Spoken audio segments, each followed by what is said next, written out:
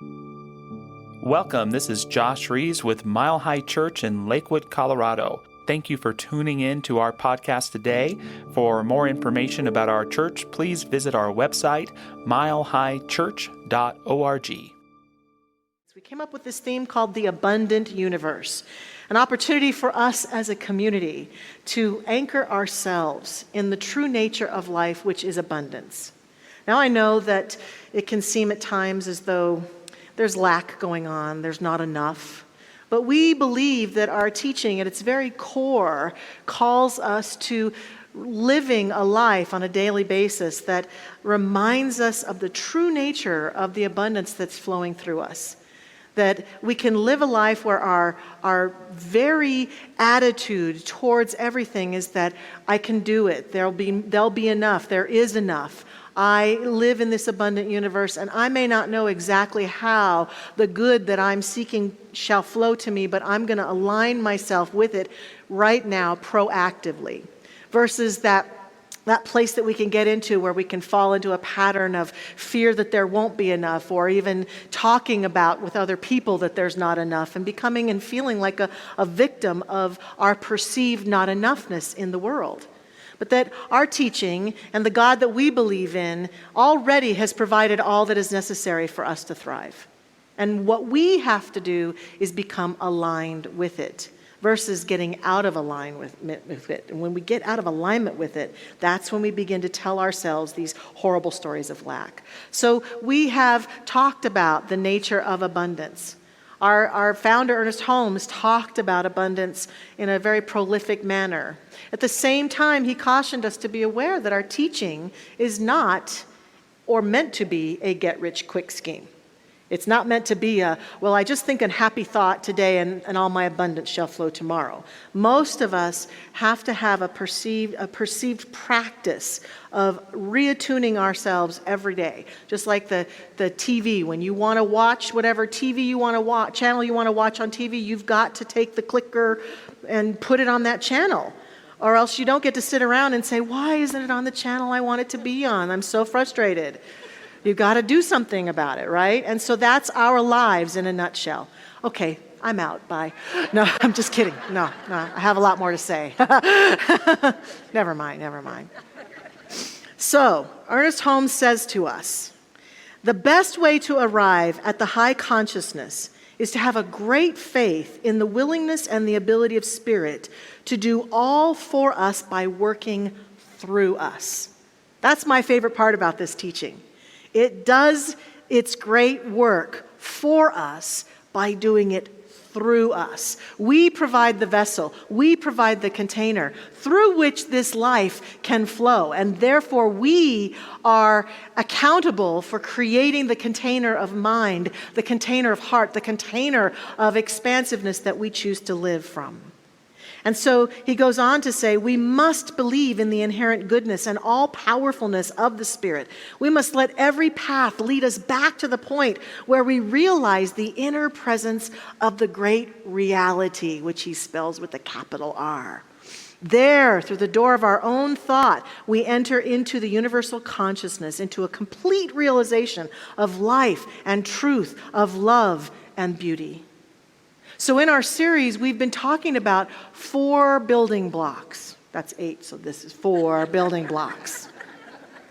We started out with gratitude in our first week. And these building blocks, we're suggesting are building blocks that when we get them, they provide a firm foundation for us to live in alignment with the truth of the abundant universe. So the more grateful we are, building block. Established firmly. You could also see these as doorways. In that first week, I suggested that gratitude is a doorway we can walk through every day to experience abundance. And we could also call these building blocks doorways that we walk through. So the doorway of gratitude on an ongoing basis. Then we talked about the doorway of courage. Having the courage to take risks, to reach beyond our perceived sense of limitations and reaching beyond our fear to create a greater life. And then last week, Reverend Josh and I talked about the building block of generosity, that we must find ways to be generous of spirit and givingness, to allow that givingness to flow. And as you might have guessed already, if you haven't seen the announcements of today's theme, and it's not even Valentine's Day, and we get to talk about love. We get to talk about that great, great truth of the universe, love. So today is really abundant love, embracing life to have more of it. We put those two things together because the truth is that when people learn to love life, they embrace it fully. Not just the things they like, not even just the people they like, they embrace it all. A person who loves life understands that life comes with all of it. Good days, bad days, happy moments, sad moments. Life, that which appears to be death. It comes with the change and transition of the seasons of life. And to embrace it all and love it all makes one an expansive, big presence. To be in resistance of it is like resisting the changing of the seasons. You can do it. It's not a lot of fun, but it's going to happen anyway. And by resisting it, we become smaller and we live a smaller life. And we aren't expansive and we aren't fully alive. And I will say that this law that seeks expression through us, the law of attraction, then only can magnetize to it the degree of our smallness because of what we said a few minutes ago, that it can only do for us what it can do through us. So the more that we can be fully present to the all of it, the more we learn to love the all of it, the more we create and live an abundant life. This is what we're being called to do. And it's through this beautiful foundation of love, seeking to love everything and everyone. It's a big call. I know it. I get it. But it is who we are. And we can do that. And I know that's who we are because there's so much in the world about children and their powerful capacity just to love. I used to love reading those books about love through the eyes of children. And recently I saw a clipping from that paper that used to be, that is no more, but that I really loved, the Rocky Mountain News, that was a local Denver paper here. And they used to have some really great things in them. And they had this article about children here talking about love. And it was local children, so it was many years ago. So this first one, I suspect, little Barry Ebert probably sent in. Because it says, love is the most important thing in the world, but baseball is pretty good too. Barry, right? It's got Barry all over it. And then the next one is great. They said, love is the most important thing in the love is like an avalanche where you have to run for your life. And I like that too. And then this one is great. I'm not rushing into being in love. I'm finding fourth grade hard enough. Kids get it, right? They get that love is important and life is important, and that we've got to love and be fully in life. And that's what we're here to talk about today. And in some respects, this past year, with all of us having to give up so much in life to stay safer and keep each other safe, might be giving us a greater appreciation. We've had to withdraw from things we love to do, places we love to go. We've had to withdraw from being close up front and personal with people we love, our kids, our grandkids, our friends, our church buddies, our communities, our theater and movies and restaurants and all of that. And as we emerge back into what we might call a more normal experience of living, I hope that we will use this time. I encourage us to use this time. And I hear so many of us using this time to recognize that we've got to stop taking advantage of each other, taking each other for granted. It's time. I love what Matt Kahn said. He said, it's like humanity's been sent to our rooms. And now as we're emerging from being in our rooms so very long, my question today, my urging today is, as we re-emerge back into life, can we consider doing so with more love in our hearts, with more appreciation, with more willingness to embrace each other and life fully with great joy? That is the invitation, and that is true wealth. Wealth is appreciating and loving life. And the more we do that, the more we are attractive to the good that is flowing freely and effortlessly. Love is like yeast unto our experience, unto our lives. And when we court it, when we choose it, when we own it, when we claim it, we then find our entire life rising and rising and rising. Around here, we call Jesus the great master teacher. Yeshua, the great master teacher. And we call him that for a lot of reasons. But he had a lot to say to people about love as he wandered through the desert and spoke with people in cities and towns and out and about. And one of the main things that I love about the teachings of Jesus is that he claimed and owned that he was bringing a new covenant to humanity. And that covenant, that new covenant, you know what it was? It was love. It was the love that God is. It was the call to humanity to wake up and set aside some of the old thinking, the old ideas that were in the Old Testament, literally, of this angry God who was not so happy with humanity, and instead begin to choose to embrace a new evolutionary step, that God was actually love, and that God loved all, and that the kingdom of heaven is at hand. It's not some far-off place, and that kingdom is available to the degree that we love. He urged people to love their enemies. An enemy is someone that we may have perceived we are separate from through our sense of hurt or betrayal or criticism of them. And he urged us all to love our enemy. Certainly, we can have boundaries with what we would perceive as our enemies. We may not choose to be up close and personal and best friends with every person on the planet for whatever degree, for whatever purpose, but we always can have loving boundaries and choose to love and live our life in the way that Yeshua talked about. When the disciples asked him what the greatest of commandments were, the author Matthew claims in his gospel in chapter 22, verses 37 to 40, that Jesus said, "Love the Lord your God with all your heart and with all your soul and with all your might and with all your mind. This is the greatest and first commandment. And the second is like to it, love your neighbor as yourself." Yeshua had a lot to say about love. And it has withstood the test of time because I think it's the deep truth that is calling to each one of us. That deep truth is always embrace more of life by loving more of life. How much more can I love? How many more beings can I love today? How much more of this beautiful experience of life that I have stepped into, whether it's by choice or by accident, how much more of it can I love and embrace and lift up? And in doing so, I experience the greatest abundance there is, the fullness of life that is in alignment with the divine. So how do we begin to do that?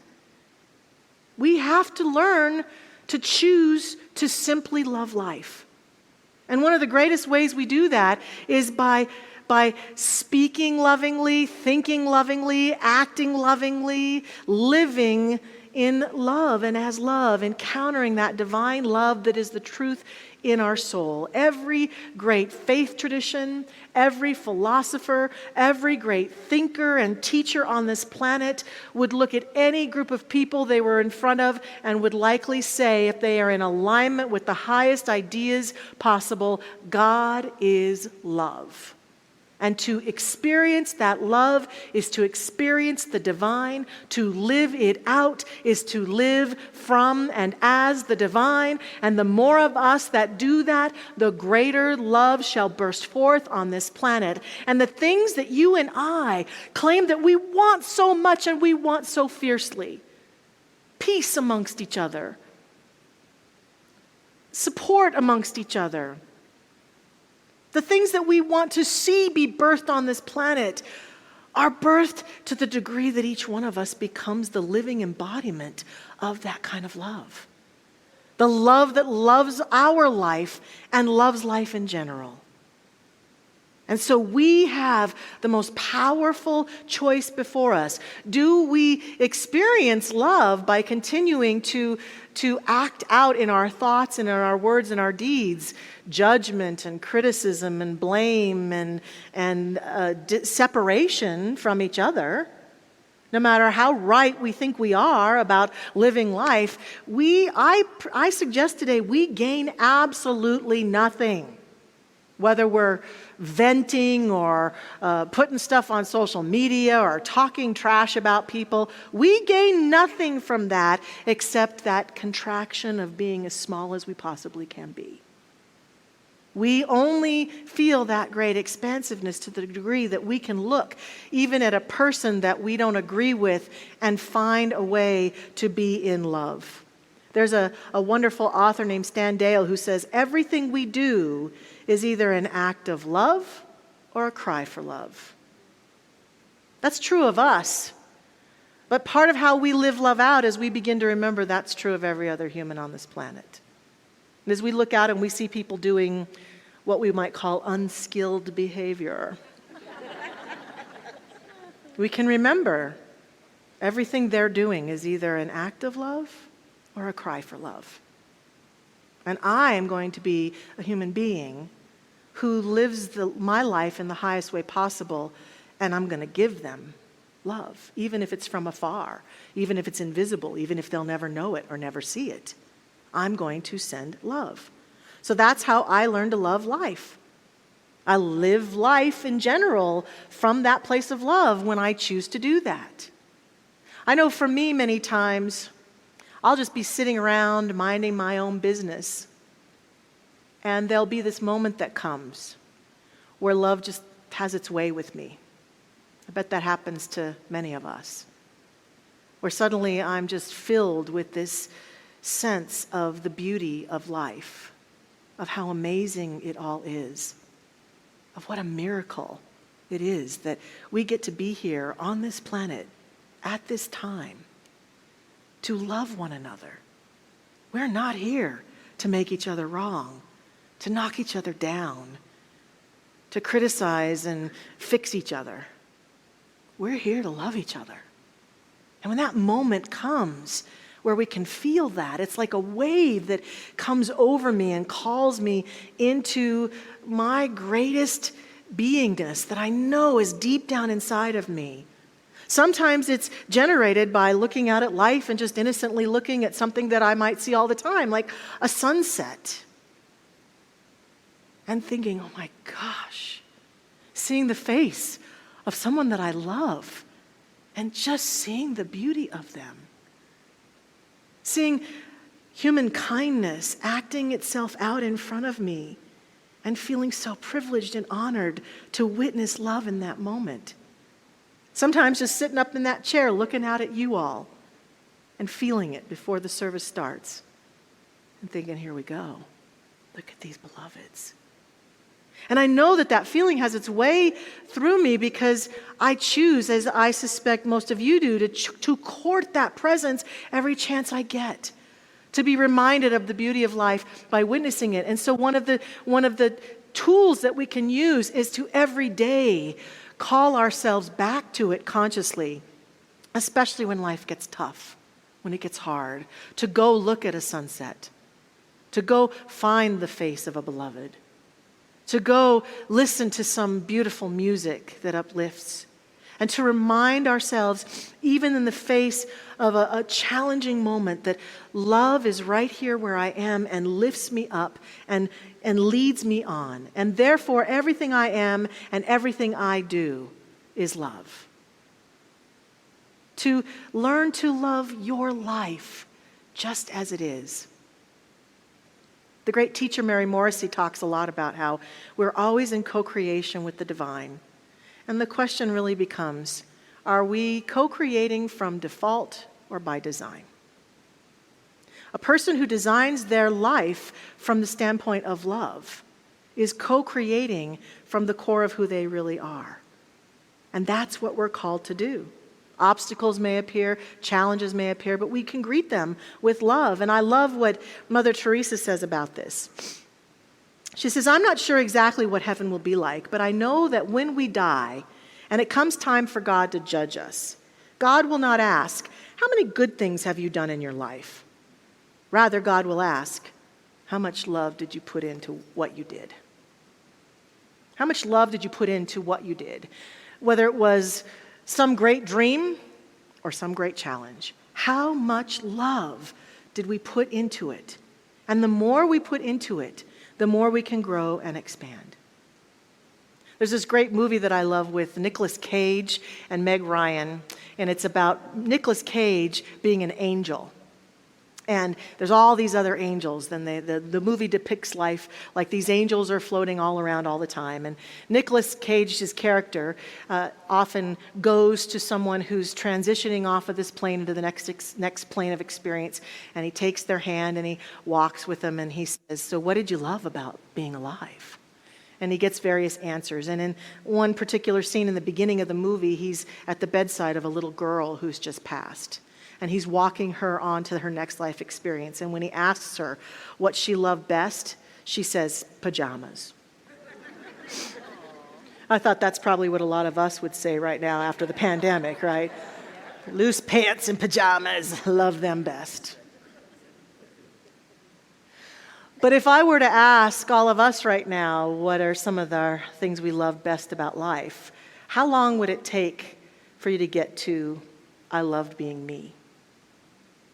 I love being me. Getting there, and Jeanette says, good. I love hearing that. Because truly, a lot of what I see and experience in my life is what Jennifer sang in that song earlier, and what I love how Byron Katie talks, that the truth is, as we look out into the world and we see other people, we don't really ever know another person, truly, right? All we know is what we've projected onto that other person.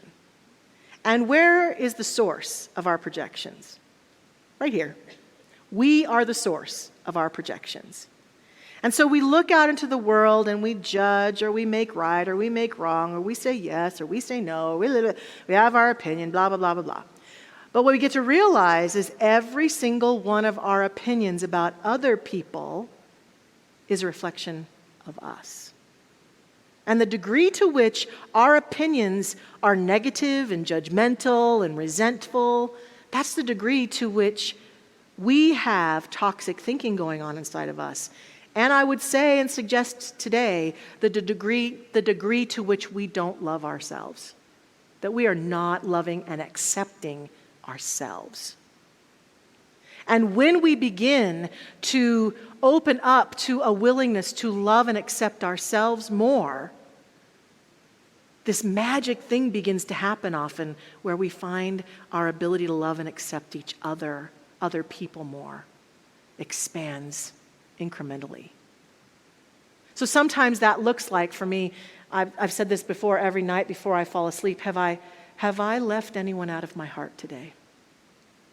Have I practiced separation by believing that someone in my life doesn't deserve my love today? And when we choose to become more unconditionally loving, while having boundaries, but unconditionally loving, we become like the divine. We live out the divine, because here's what I know. For God so loved this universe that it chose and said yes to you and I, existing and living and expressing ourselves as the unique being that we are.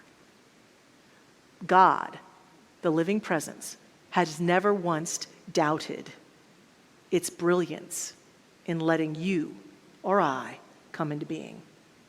We've never made a mistake that can't be embraced by God. We've never been unskilled in such a way that we can't be embraced by God. We persist in believing that that might be the truth, but it's not. It's simply not. And the degree to which we accept that about ourselves and accept that about all other beings, to that degree, then we experience the kingdom of heaven here on earth. right here, right now, in that moment, that we allow love to have its way through us. Rumi, the great poet, says to us, "Let yourself be drawn by the strange pull of what you love. It will not lead you astray." And so we allow ourselves to be drawn. And not only do we allow ourselves to be drawn by this love, what begins to happen is the love that we then claim for ourselves and begin to experience, we want for every other person on this planet. We want for people to come alive into the love, to embrace their life fully, to live out the life that they would like to live. And so we allow this to happen, and every time we see it, we call it forth. Look how alive that person is. Last night I learned of the passing yesterday of one of our members. A beautiful lady named Beth Holt passed away. Her husband, Bob, worked on our foundation, our Mile High Foundation, for many years. And she was ill, and she passed away suddenly. And when I texted Jennifer Burnett to say, I'm going to acknowledge Beth's passing tomorrow, Jennifer texted back exactly my first words about Beth. She was so full of life. She loved life and lived life to the max. High energy, beautiful woman who just lived and laughed and enjoyed life to its fullest. And I thought, what a brilliant embodiment of the invitation upon us today. Living life this week, going forth, what will it take for me to live it out fully in love is what I'm inviting us to ask ourselves. To take opportunities throughout our life this week and see where we're tempted to step back and not be loving in our thoughts and our words towards ourselves or anyone else, and ask ourselves, what might it be if I chose to lean forward into love? And every night before we go to bed this week, asking ourselves, is there anyone I've put out of my heart today? And if so, can I just send love? Even if I disagree with them, can I just send love? These things, these actions, simple but profound, lead us forward into love and embracing the fullness of life. As we close this series today, I invite us into prayer. And the prayer I'd like to share is a poem. I'd like to read this and kind of have a contemplative poem. It's a poem that the great Maya Angelou wrote in 2016 to her friend Oprah Winfrey. And so I invite you to allow these words to be our prayer this morning. Into a world which needed you, my wish for you is that you continue. Continue to be who you are and how you are to astonish a mean world with your acts of kindness. Continue to allow humor to lighten the burden of your tender heart. Continue, in a society dark with cruelty, to let the people hear the grandeur of God in the peals of your laughter. Continue to let your eloquence elevate the people to heights they had only imagined. Continue to remind the people that each is as good as the other and that no one is beneath nor above you. Continue to remember your own young years and look with favor upon the lost and the least and the lonely. Continue to put the mantle of your protection around the bodies of the young and defenseless. Continue to take the hand of the despised and diseased and walk proudly with them in the high street. Some might see you and be encouraged to do likewise. Continue to plant a public kiss of concern on the cheek of the sick and the aged and the infirm, and count that as a natural action to be expected. Continue to let gratitude be the pillow upon which you kneel to say your nightly prayer, and let faith be the bridge you build to overcome evil and welcome good. Continue to ignore no vision which comes to enlarge your range and increase your spirit. Continue to dare to love deeply and risk everything for the good thing. Continue to float happily in the sea of infinite substance which set aside riches for you before you had a name. Continue, and by doing so, you and your work will be able to continue eternally. And so it is. Amen. Thanks for listening to the Mile High Church podcast. This podcast is made possible by the generous contributions from listeners like you. To make a donation, please visit milehighchurch.org.